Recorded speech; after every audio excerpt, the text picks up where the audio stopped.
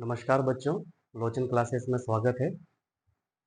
हमने पिछले भाग में कक्षा 10 गणित का पहला अध्याय वास्तविक संख्याएं, जिसके अंतर्गत हमने प्रश्नावली 1.1 के 2 सवालों तक हमने हल कर लिए थे।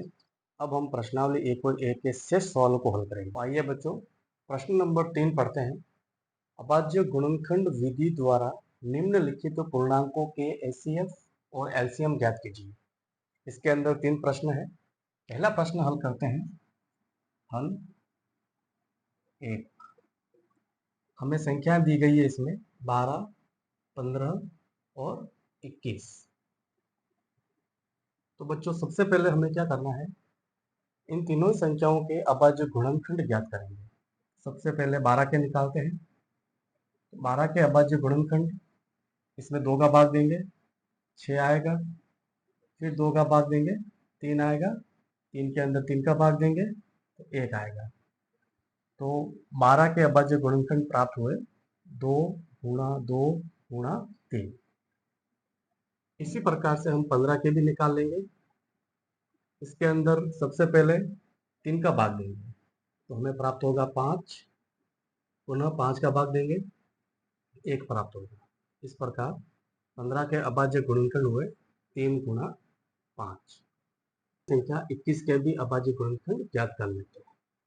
इसमें 3 का भाग देंगे तो 7 प्राप्त होगा, 7 में 7 का भाग दिया तो 1 प्राप्त हुआ।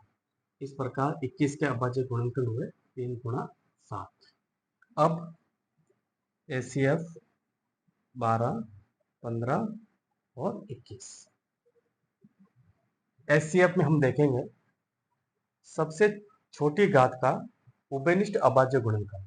तो यहाँ सबसे छोटी घात का उभयनिष्ठ अभाज्य गुणनखंड है 3। 12, 15 और 21 तीनों में आ रहा है। यहाँ पर ये है, यहाँ पर ये रहा और यहाँ पर ये है। तो 12, 15, 21 का एचसीएफ हुआ 3। अब एलसीएम 12, 15 और 21। एलसीएम में हमें देखना है सबसे बड़ी घात के अलग अलग अभाज्य गुणनखंड। अलग अलग अभाज्य गुणनखंड में 2 है, 3 है, 5 और 7, और इनकी बड़ी घात देखनी है। तो 2 बार है, ये लिख देंगे। 3 इसमें एक बार है, इसमें एक बार है, इसमें एक बार है, तो अधिकतम एक बार ही है। फिर 5 यहाँ एक बार है और फिर 7। इन पांचों संख्याओं का गुणा कर लेंगे तो हमें एलसीएम प्राप्त हो जाएगा। 2 को 2 से करेंगे 4, 4 को 3 से करेंगे 12, 12 को 5 से करेंगे तो 60, 60 को करना है 7 से, ये आ जाएगा 420। इस प्रकार हमने 12, 15 और 21 के एचसीएफ और एलसीएम ज्ञात कर लिया। हल 2। संख्या दे रखी है 17, 23 और 29। यहाँ हम ध्यान से देखेंगे तो तीनों संख्याएं 17, 23, 29 अभाज्य संख्या है, और किसी भी अभाज्य संख्या के अधिकतम अभाज्य गुणनखंड 2 होते हैं। एक तो वह सम संख्या होती है और दूसरा खुद 1 होता है। तो यहाँ 17 के अभाज्य गुणनखंड होंगे 17 और 1। 23 के अभाज्य गुणनखंड होंगे 23 और 1। 29 के अभाज्य गुणनखंड होंगे 29 और 1। अब हमें इन तीनों संख्याओं का एचसीएफ निकालना है। तो 17, 23 और 29 तीनों में हमें उभयनिष्ठ अभाज्य गुणनखंड देखना है। तो यहाँ तीनों में जो उभयनिष्ठ जो अभाज्य गुणनखंड है वो 1 है। एचसीएफ हुआ 1। एलसीएम 17, 23 और 29। एलसीएम में हमें अलग अलग संख्या देखनी है, यानी कि अलग अलग अभाज्य गुणनखंड देखने हैं और उसकी अधिकतम घात देखनी है। तो यहाँ पे अलग अलग में हम देख रहे हैं 17, 1, 23 और 29। इन चारों ही संख्याओं का गुणा कर लेंगे तो हमें एलसीएम प्राप्त हो जाएगा 11,339। तो बच्चों 17, 23, 29 का एचसीएफ हुआ 1 और एलसीएम हुआ 11,339। अब क्वेश्चन नंबर जो 3 दे रखा है, जिसमें संख्या 8, 9 और 25 है। आप स्वयं हल करने का अभ्यास करें। नंबर 4, दो संख्याएं 306 और 657 का एचसीएफ दे रखा है 9। इन दोनों संख्याओं का एलसीएम ज्ञात करना। चूंकि हम जानते हैं दो संख्याएं यदि ए और बी है तो उनके एचसीएफ और एलसीएम का गुणनफल उन दोनों संख्याओं के गुणनफल के बराबर होता है। इस सवाल के अंदर हमें दे रखा है दोनों संख्या दे रखी है 306 और 657 का एचसीएफ 9 दे रखा है, तो एलसीएम ज्ञात करना है। यानी कि एचसीएफ 306 657 गुणनफल एलसीएम 306 657 ये बराबर होगा दोनों संख्याओं के गुणनफल के बराबर। हमें एलसीएम निकालना है, तो एलसीएम बराबर हो जाएगा 306 657 बराबर 306 गुणनफल 657 अपॉन, इधर गुणा हो रहा है तो पक्षांतर में इसका भाग होगा। यह आ जाएगा एचसीएफ 306 657। 306 गुणा 657, एचसीएफ 306 और 657 का दे रखा है 9 है, यहाँ हम लिख देंगे। अब 9 का भाग देते हैं। 9 तिया 27,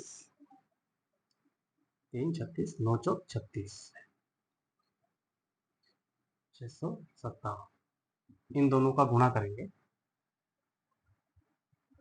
657 गुणा 34, 7 चौक 28 हासिल 2, 5 चौक 20 2 22 हासिल 2, 6 चौक 24 और 2 26, 3 सत्ते 21 हासिल 2, 15 और 2 17 हासिल 1, 18 और 1 19। तो हमें प्राप्त हुआ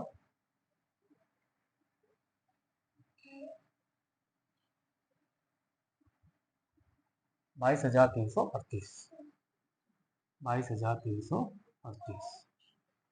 क्वेश्चन 5, जांच कीजिए कि क्या किसी प्राकृत संख्या n के लिए संख्या 6 की घात n अंक 0 पर समाप्त हो सकती है। हम जानते हैं यदि कोई संख्या 0 अंक पर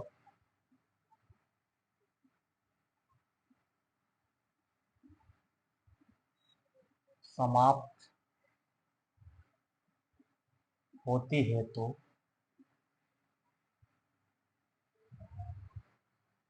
वह संख्या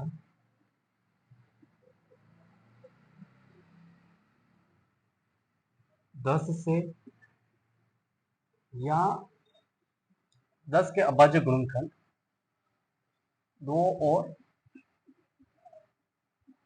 5 से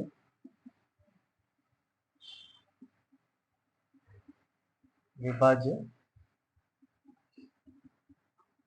होनी चाहिए।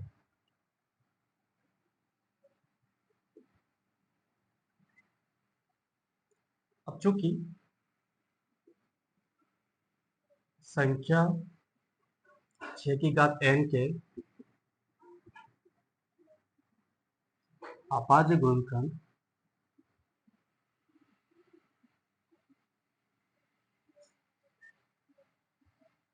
6 के क्या होते हैं 2 गुणा 3, तो 6 की पावर n के अभाज्य गुणनखंड होंगे 2 गुणा 3 की पावर n। हम यहाँ देख सकते हैं हम देख सकते हैं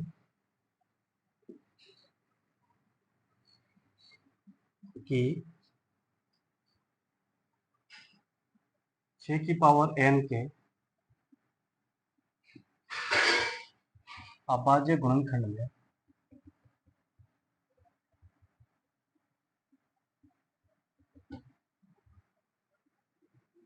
5 नहीं, चूंकि संख्या 6 की घात n, n के किसी भी मान के लिए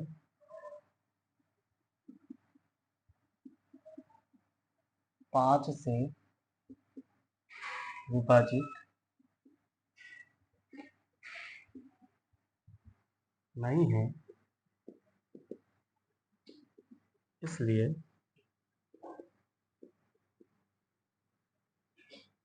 प्राकृत संख्या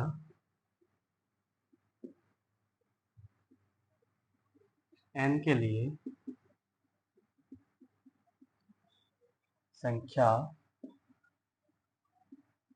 6 की घात n अंक 0 पर समाप्त नहीं हो सकती है। कि व्याख्या कीजिए कि 7 इंटू 11 इंटू 13 प्लस 13 और 7 into 6 into 5 into 4 into 3 into 2 into 1 plus 5 भाज्य संख्याएं क्यों है। देखिए हम जानते हैं अभाज्य संख्याओं के केवल दो ही गुणनखंड होते हैं, या तो एक होता है या स्वयं वो संख्या होती है, जबकि भाज्य संख्या के दो या दो से अधिक गुणनखंड होते हैं। हम पहला सवाल लेते हैं, 7 इंटू 11 इंटू 13 प्लस 13, इसके गुणनखंड करते हैं। इन दोनों में 13 कॉमन है, बाहर ले लेते हैं, तो अंदर कोष्टक में बचेगा 7 11 1 और 1। फिर आगे 7 को 11 से गुणा करेंगे और 1 से गुणा करेंगे तो हमें प्राप्त होगा 77 प्लस 1। 13 गुणा इन दोनों को जोड़ेंगे तो हो जाएगा 78। इसको हम लिख सकते हैं 13 गुणा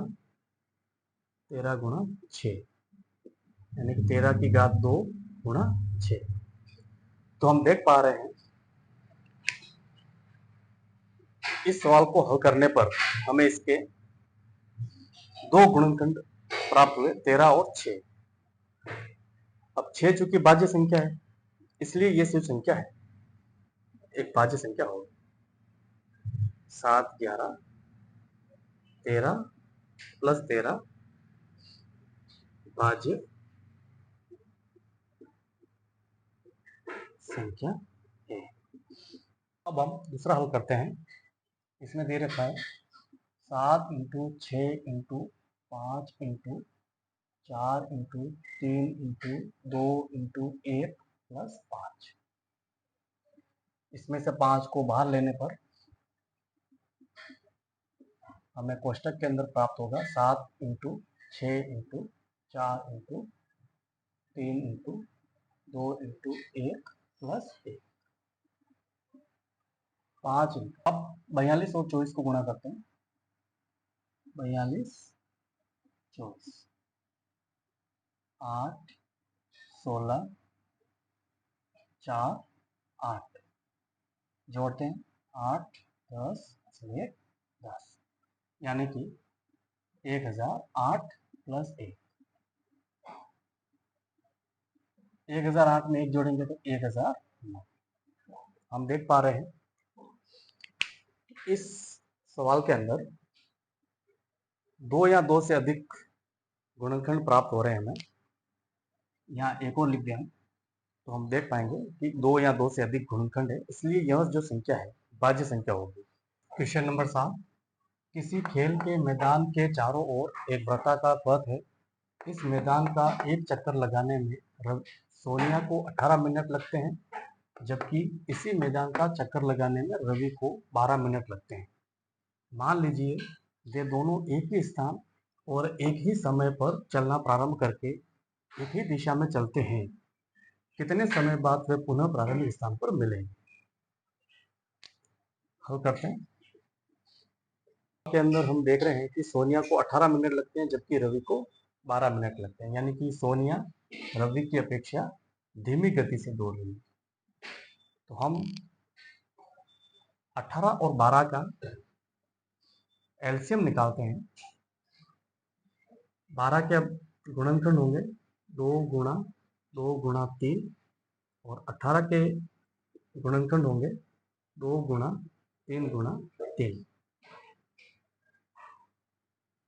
12 और 18 का एलसीएम। एलसीएम में क्या ध्यान रखना है, अलग अलग गुणनखंड लेना है और उसकी अधिकतम घात लेनी है। यहाँ अलग अलग गुणनखंड में 2, 3 ये दो संख्या ही है। 2 अधिकतम 12 में 2 बार है तो 2 बार ले लेंगे और 3 18 में अधिकतम 2 बार है तो ये ले लेंगे। तो गुणा करेंगे 4, 9, 4 9 36। तो बच्चों 36 मिनट बाद वे दोनों पुनः प्रारंभिक स्थान पर मिलेंगे।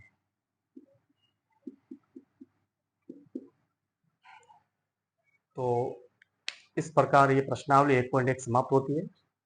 अब हम प्रश्नावली 1.2 आगे की कड़ी में पढ़ेंगे। धन्यवाद।